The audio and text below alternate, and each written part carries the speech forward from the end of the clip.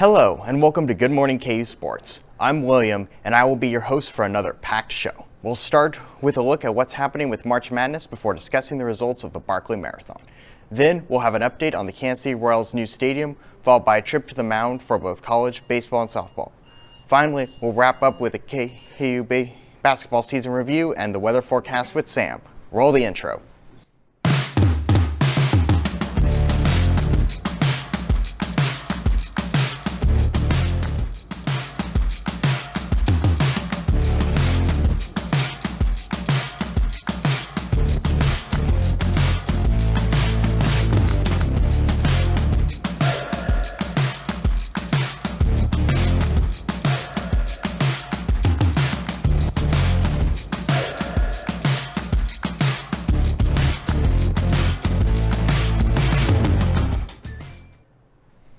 For our headliner this week, Owen is giving all of the updates on women's March Madness. What's happening, Owen?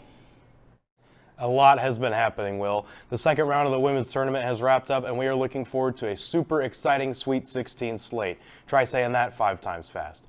We haven't seen too many upsets or exciting down-to-the-wire matchups yet, but the first 2 rounds still had their fair share of intrigue. Iowa State freshman phenom Audi Crooks dropped 40 points on 18 of 20 shooting in their first-round matchup against Maryland, only to be bested by Stanford in an overtime thriller in the round of 32. Your very own Lady Jayhawks squeaked out a win in the opening game against Michigan and then subsequently fell to USC in their high-powered offense centered around Pac-12 Freshman of the Year Juju Watkins. 7-seeded Duke upset 2-seeded Ohio State in the second round, which busted mine and many other people's brackets. Iowa and LSU both pulled out victories against lower-seeded West Virginia and Middle Tennessee, respectively, after both games were close in the first half. Speaking of Iowa, Caitlin Clark has been playing well so far in the tourney, but she's nowhere near the peak of her powers. In her first game against Holy Cross, she had 27 points, 8 rebounds, and 10 assists, but on only 42% shooting. Against West Virginia in the second round, she posted a solid 32, 8, and 3 stat line, but had a couple turnovers in key moments and only shot 8 of 22 from the field. I expect her to heat up when it matters most, though, and take Iowa potentially all the way. South Carolina has continued to steamroll their opposition and has yet to lose a game this season. Coach Don Staley is, as always, doing incredible work with that program, and the Gamecocks are currently my pick for national champion. Looking ahead to today's Sweet 16 games, Oregon State and Notre Dame are going to tip off in just a few hours, and that should be a solid matchup between 2 good teams. I've got Notre Dame winning, but it should be a close game. After that, the aforementioned South Carolina Gamecocks will take on Indiana, and you already know who I've got in that one. Then NC State and Stanford will battle it out in a game I have Stanford winning, and today's slate will be capped off by a heavyweight matchup between Texas and Gonzaga. I'm going to pick Texas because they've looked just about unstoppable up to this point, and all those games will be on ESPN. It's shaping up to be an exciting end to this year's NCAA women's basketball tournament, and I hope the best for everyone's brackets that aren't completely busted yet. Back to you, Will. Thanks, Owen. It's great to see the women's tournament grow in popularity. Now Ryan, Eli, and Emily have a preview of the men's Sweet 16. Take it away, guys. Thanks, Will. Since we talked about it last week, the men's March Madness tournament has been nothing but wild. We have a lot to unpack today with the Sweet 16 and see what some upsets look like for today. We're going to start with Duke versus Houston. Here with Emily and Ryan. Emily, what do you think about this Duke-Houston game? You know, I love college basketball. You know, obviously Duke is one of the blue bloods. They're always known for being really awesome, really good. For my bracket's sake, Houston, I think, should win because I have Houston winning in my bracket. My heart says Duke. You know, kind of a hot take. I don't think Houston has been as good as, you know, what people have been thinking this season. KU beat them at the beginning of the season. Maybe I'm just biased, but I think obviously they haven't been looking good as I think they should be for tournament time. I think they have a lot of really good individual players. Team-wise, I think we'll have to see how it goes. You know, like I said, Duke is pretty hot this season. I would say they're coming off a huge win in the tournament already against James Madison. That was 93-55. So that's a pretty big win for me, I'd say. So, you know, even though they lost to North Carolina in the ACC tournament, you know, they have Kyle Filipowski. He's a really great player, kind of a key rebounder for Duke. I'm going to take Duke. We'll see if Houston wins. If they win, good for my bracket, but I'm kind of picking Duke for this game. Yeah, you know, for me, I like Houston. I think this is not James Madison. I think this is a different animal. That Houston game, again, against Texas A&M, not Alabama. I think that's exactly what they needed. I think that's what they needed to move on. Overtime, tough game, a lot of foul trouble. I think if Houston stays out of foul trouble, they're able to get this game done. But Ryan, what do you think? Yeah, this is actually the game I'm most looking forward to today for sure. I would be lying if I said I wasn't a little bit nervous for our Big 12 brethren in Houston. They found a way to overcome a very, very tough end of the game against Texas A&M. Still found a way in overtime with bad foul trouble.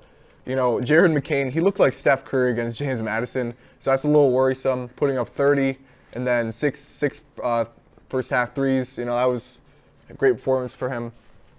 Duke has more size than Houston, I think. Duke does have more size. Like Emily said, Kyle Filipowski is the biggest guy on the floor. He's going to be there for rebounds.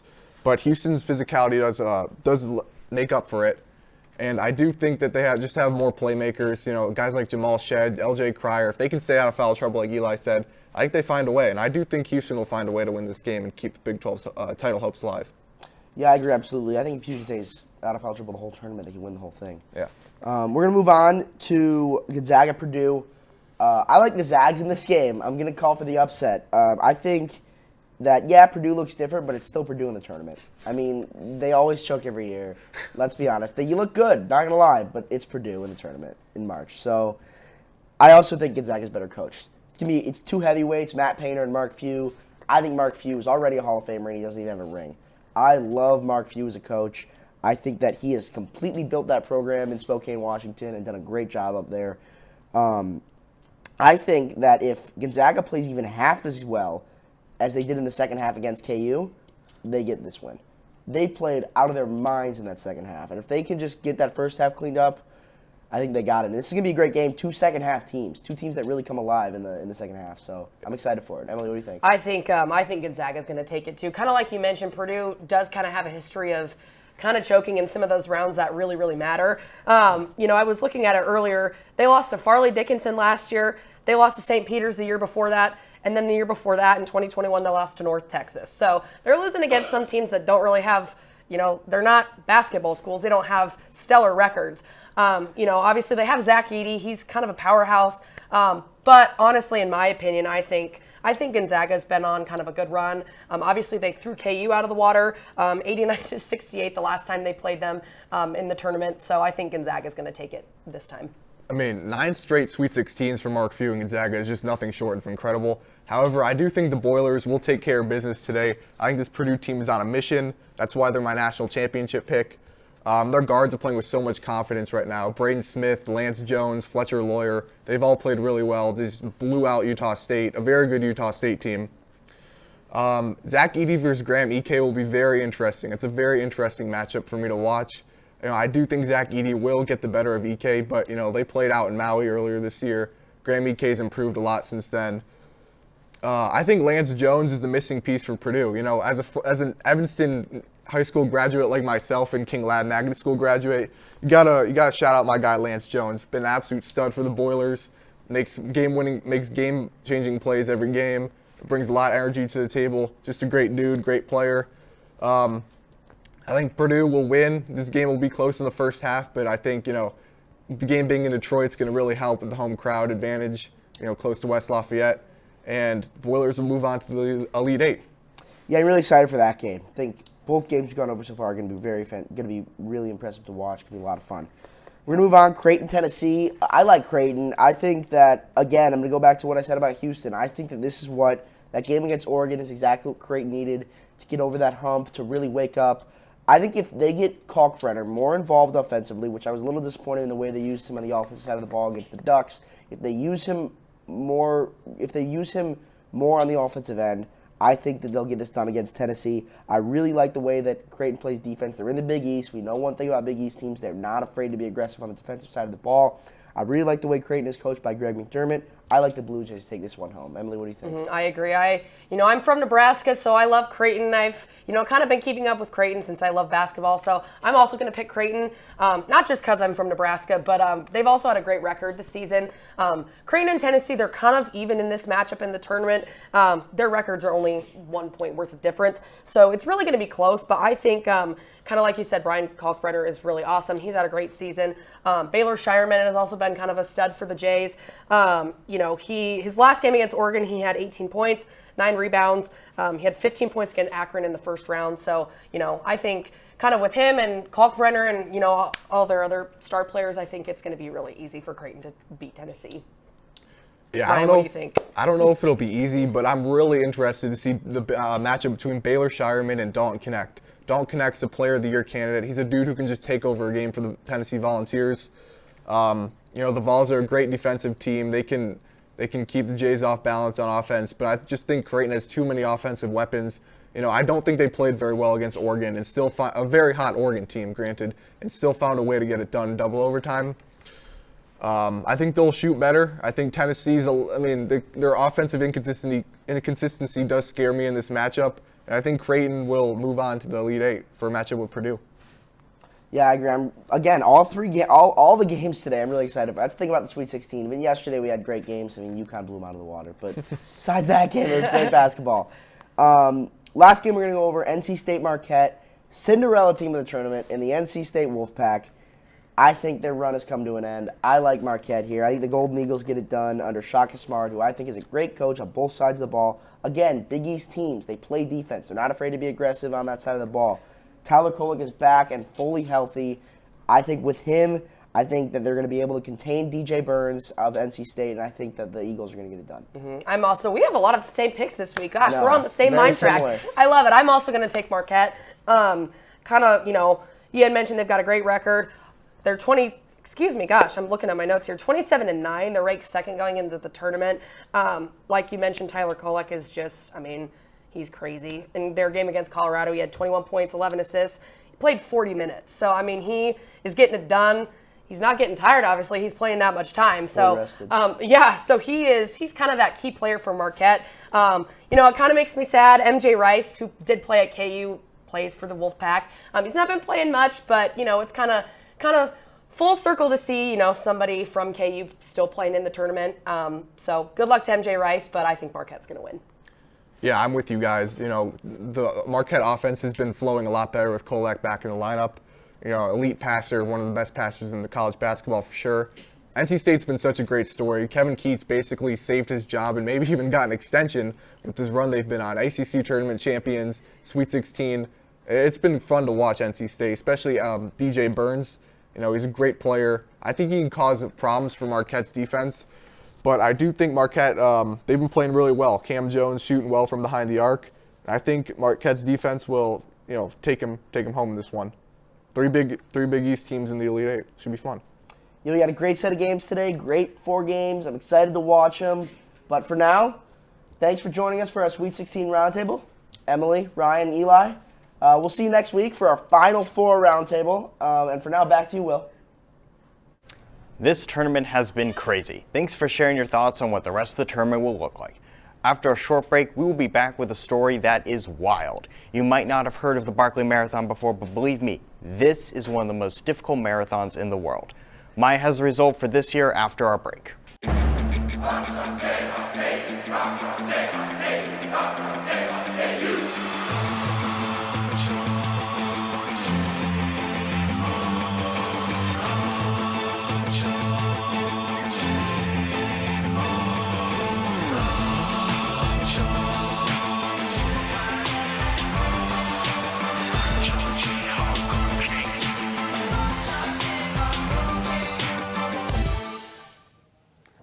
Welcome back from that short break. Stepping away from more traditional sporting events, I wanted to talk about one that isn't heavily discussed but takes an incredible amount of athletic ability. This would be the Barkley Ultra Marathon, which took place this past week in Frozen Head State Park. This event started back in 1986 and is composed of 5 separate loops, each ranging from 20 to 26 miles and have about 12,000 feet of elevation. This creates 100 to 130 miles total and 60,000 feet in elevation, which is twice the elevation of Mount Everest. 12 hours are allotted for each lap, which makes the full event 60 hours. There's no course route, but instead runners are given a blank topographic map the day before the race, which they use to plot out the 10 to 15 books that are along the route. No phones, no GPS, just maps and compass. The books that they need to find are waypoints, and runners are supposed to grab a page from the book that corresponds to their bib number. Runners are only aware of the day of the race that will start, but not the time. Exactly 1 hour before the race, a conch shell blows, and that alerts everyone that the race will start in 60 minutes. How to get into the race is quite elusive as well. The race owner, Gary Contrail, has discussed how he will never advertise it, and the entry is $1.60 and an essay question. But there is no website, no published race date, or specifically how to enter. Since the race was extended to 100 miles in 1989, only 20 people have completed the race. 40 compete each year. There were no finishers between 2017 and 2023, alongside the incredibly high dropout rate of 99%. This past week, though, there were a total of 5 finishers. What made this year extra special, besides the high rate of completion, was that this was the first year that a woman completed the race. Her name is Jasmine Paris, and she is a British runner. She completed the 60-hour course just 99 seconds before the time cut off, with her sprinting toward the end and giving it everything she had. She didn't have a voice at the end of the race, but an email quote from New York Times said, "The final minutes were so intense. After all that effort, it came down to a sprint uphill with every fiber of my body screaming at me to stop." This race is certainly not easy to complete, but was incredibly interesting to follow this year. Make sure to be looking out for next year's race in 2025. Wow, Maya, I'll never curse the climb from the Dole Center to Stopper Flint ever again. Now, let's hear from Ryan about the updated Kansas City Royals stadium plans. What's the update, Ryan? Well, I wish my update was as cool as that Barkley Marathon that Maya talked about, but either way, Major League Baseball's opening day was yesterday, and the Royals opened their season at Kauffman Stadium with a 4-1 loss to the Twins. There are many question marks surrounding the team this year, but the biggest one doesn't even have to do with the players themselves. The K had its 50th anniversary last year and is still going strong at the Truman Sports Complex. Now, questions are in the air about a new stadium for the team. Just last month, the team announced plans for a new stadium in the Crossroads District. The ballpark will hold 3,000 fewer fans than the K and is planned to open in 2028. The new stadium and district accompanying it is projected to cost around $2 billion, with the Royals ownership group saying they'll invest more than $1 billion in private funding. Now, where does the rest of the money come from, you ask? That's a good question that may be answered during next Tuesday's special election in Jackson County, Missouri. Currently, there's a 3/8-cent sales tax hike in Jackson County ending in 2031 due to Arrowhead and Kauffman renovations in 2006. What will be voted on next Tuesday is whether or not to extend that sales tax to 2070. Yes, 2070 when I'm going to be 66 years old. Gosh, that's 2/3 of the way to 100. To fund the new stadium and district. Now, this all seems nice and great until you realize that the stadium will mean the demolition of some Crossroads businesses to build the stadium. The Royals have proposed to put Crossroads businesses inside the downtown stadium by leasing out space, but many of these business owners have said no specifics have been laid out in front of them yet. Finally, with this proposed stadium, Oak Street in downtown KC, as you see there highlighted in yellow east of T-Mobile Center, would be blocked by the stadium. But after conversations with Mayor Quentin Lucas of KC, the Royals have decided to forego that idea and instead keep Oak Street open, though plans for that haven't been revealed just yet. There's lots to look forward to next Tuesday, and only time will tell what will happen with the Royals' proposed future home. Back to you, Will. Thanks, Ryan. It will be interesting to see where the Jackson County vote lands. After the break, Prescott will talk about all things KU baseball. Stay with us.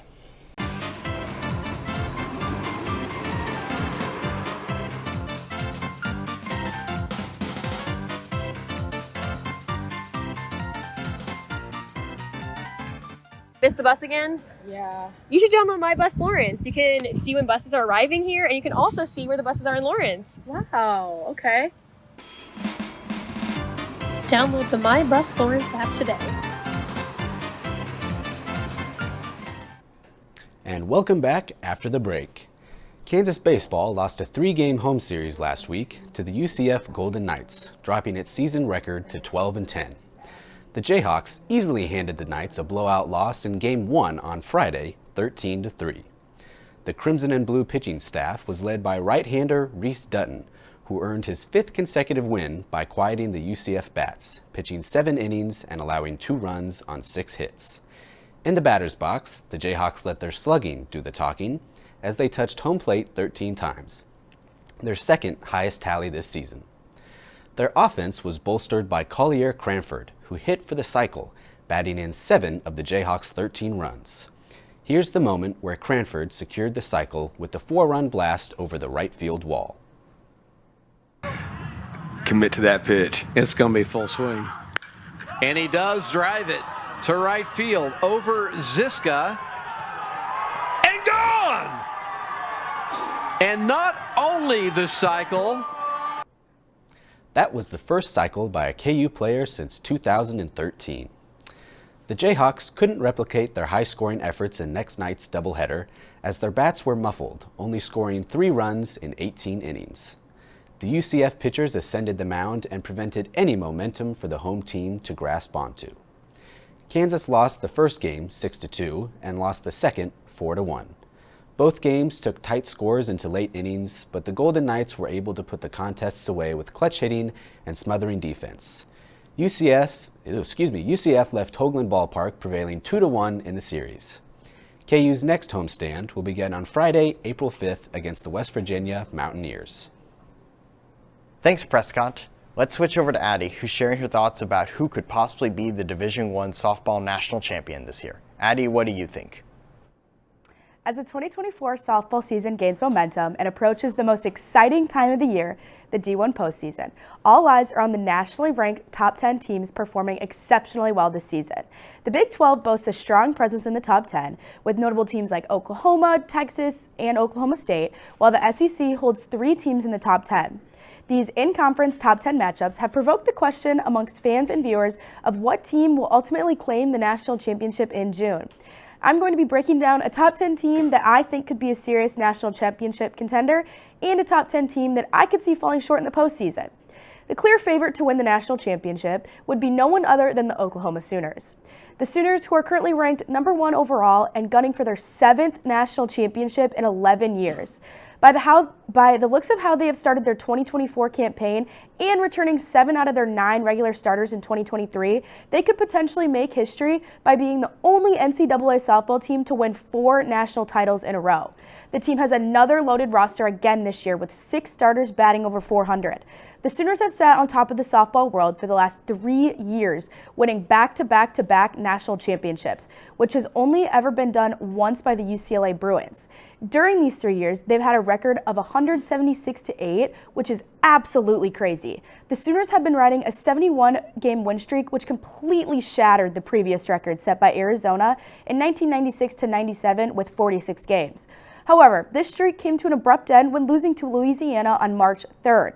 Despite the slip-up, the Sooners are still second in the country for team batting average at .398 and ranked 5th in the country for ERA at 1.39. Not to mention, the Sooners have one of the deepest pitching rotations in the country. In the offseason, they added star pitcher Kelly Maxwell from Oklahoma State. Maxwell came in as already one of the most dominant pitchers in the country and has had continued just that in her time as a Sooner. Maxwell has a total of 60 strikeouts this far and has only given up 4 home runs. Maxwell, alongside Nicole May and Kirsten Deal, forms a challenging weekend rotation that opposing teams will need to overcome to beat the Sooners. With the Sooners' offense regularly coming out hot, it challenges the opposing team to create momentum, as the Sooners have only given up 38 earned runs so far this season. They've rarely let the pressure get to them and have stayed strong in the clutch. Statistically, the Sooners have it all, but I think it's their mentality that will push them ahead of the other teams. The Sooners are gritty, and with senior leaders like Jada Coleman and Tiare Jennings, their postseason run could be truly something special to watch. Moving on to a top 10 team that might fall short in the postseason, the Washington Huskies. The Huskies had a phenomenal season just a year ago, making it to the Women's College World Series and even picking up a win. The Huskies are currently ranked 9th in the country and are sitting at 22-5 while picking up ranked wins against Nebraska, UCLA, and Arizona. And yes, saying a 22-5 team is not a title contender is hard to believe, but Washington lost 7 regular starters from a year ago. In 2023, the Huskies had some of the biggest names in the sport, such as Bailey Klingler, Sammy Reynolds, and Jalen Olchen. This loss of experienced leadership, skill, and dedication raises doubts about their readiness for the postseason in 2024. Despite the departure of All-American infielder Klingler, Washington can still rely on star pitchers Lindsay Lopez and Ruby Malin, who have collectively pitched 115 innings this season. Malin has been having an exceptional season so far, as she has thrown for 89 strikeouts and has only given up 18 earned runs. However, the pitching staff takes a major load of responsibility for the team, as the defense is young and still learning the ropes of D1 softball. Additionally, the offense struggles to capitalize on opponents' errors and hit with runners in scoring position. The Huskies have just 2 players on the team that have 20-plus RBIs compared to Oklahoma's 7. The Huskies just don't have the experience needed to make a deep run in the postseason. This lack of offense production so early in the season points to potential struggles on the big stage come June. I'm excited to watch these 2 teams finish out the regular season, and I eagerly anticipate an action-packed postseason. Until then, you can catch our Jayhawks today at 5 p.m. and tomorrow at 12 p.m. at Arosha Ballpark. Thanks, Addie. Now, this year's KU basketball team has had a season to remember, in both good ways and bad. Lily has a review of this year's team. How did KU finish the season, Lily? Thanks, Will. So, the Kansas men's basketball season came to an end on Saturday after losing to the Gonzaga Bulldogs 89-68 in the round of 32 in March Madness. Now, let's recap how the season went and if it lived up to expectations. So, KU started the season at the Maui Invitational, winning against Chaminade 83-56, but ultimately falling to Marquette 59-73. Kansas ended up 3rd place after winning against Tennessee 69-60. This set the tone for the rest of the season, even though KU went through non-conference, winning 12-1, the loss being to Marquette, the Jayhawks even beat the reigning national champions UConn 69-65 back in December. Conference play went a little differently, however. The Jayhawks ended up 10-8 and ended up a 4 seed in March Madness. The losses consisted of almost all road games to UCF, West Virginia, Iowa State, Kansas State, Texas Tech, Baylor, Houston, and then finally losing to BYU in Allen Fieldhouse. They then lost to Cincinnati in the second round of the Big 12 tournament. They did beat Houston, however, a 1 seed in the tournament this year in Allen Fieldhouse in an electric environment. As for the team members, Kevin McCullough was shut down for the season after being injured all of February and March. Hunter Dickinson, meanwhile, averaged almost 18 points, 11 rebounds, and 2 assists for the 2024 season. Johnny Furphy struggled with his 3-point shot to end the season, but the KU fans were most disappointed in Elmarco Jackson and Nick Timberlake, the transfer from Towson. Timberlake went from averaging 42% from 3 at Towson to averaging 30% at Kansas, leading to many frustrations. He did have highlight dunks, and the 3 was finally falling towards the end of the season, and Jackson is just a freshman, so he needed to find his rhythm, but it never really showed up. He did show great flashes and could develop into a great Kansas player if he continues to play here. The bench also struggled immensely and was a big topic of conversation, as they could never find a rhythm to help out the starters, leading to tired legs by the starters halfway into the season. The question now is who is transferring out and who is transferring in. The transfer portal opened last week, and as of right now, no KU player has entered the portal. Furphy and Dickinson both have big decisions to make on whether they will be entering the NBA draft. It's no doubt this season was a downer for KU fans, but they also have good players coming in next season, and the fans should be excited once again and excited for Bill to hit the portal in search of the rest of the team. Back to you, Will. Thanks, Lily. I will say personally that my season highlight was being at Allen Fieldhouse watching KU beat Missouri. The Border War is a great rivalry, and I'm glad to see it return. After the break, Sam will be showing what to look forward to weather-wise. From adversity, we rose. We made history and became pioneers, voyagers, champions, Jayhawks.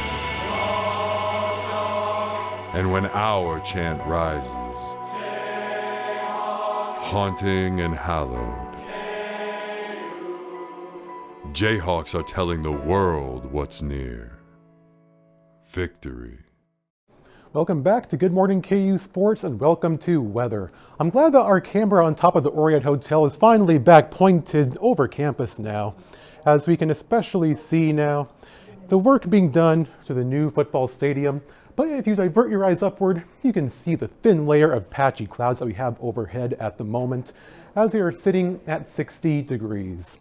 Now, we will have strong southerly winds throughout the day today, and this will bring in a lot of warm, humid air down from the Gulf of Mexico, which will cause our temperatures to rise to a high around 76 degrees this afternoon. At 12 o'clock, we'll be around 68, we'll be around 75 at 3 p.m., and we'll cool off to a nice evening around 64 at 9. Now, before the day is up, I do expect we'll see a few wind gusts above 31 miles an hour, as again, those strong southerly winds will ramp up throughout the day. For tomorrow, it'll be a little bit cooler, dropping down to 71. And then Sunday, again, strong southerly winds. Seems like a broken record at this point, as we have a good chance to break 80 degrees for Easter Sunday.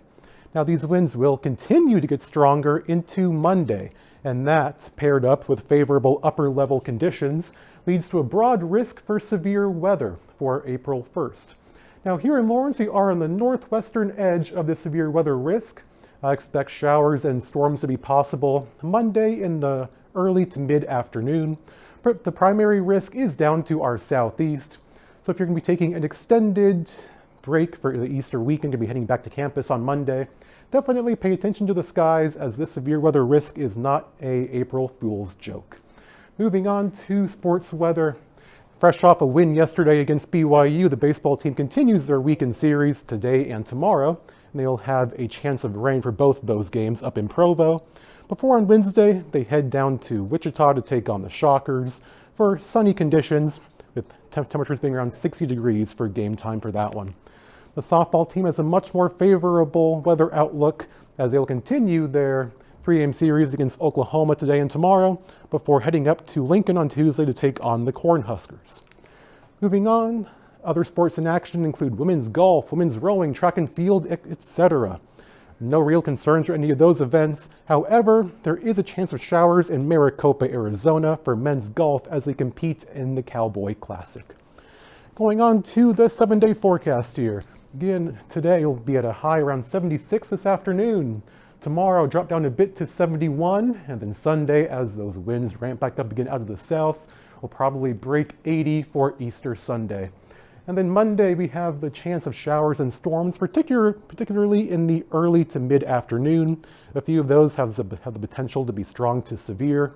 Some showers may linger around to Tuesday morning, and the system will cause a sharp decrease in our temperatures, as it'll be at a high in the upper 50s only on Tuesday. And heading toward the end of next week, the warming trend will build back in again, and it'll probably be back in the mid-70s as we get towards next weekend. Back to you, Will. Thanks, Sam. Looks like great weather this Easter weekend. That's all for Good Morning Sports this week. Tune in to Playmakers at noon, and we will see you next week for even more sports coverage. Rock Chalk.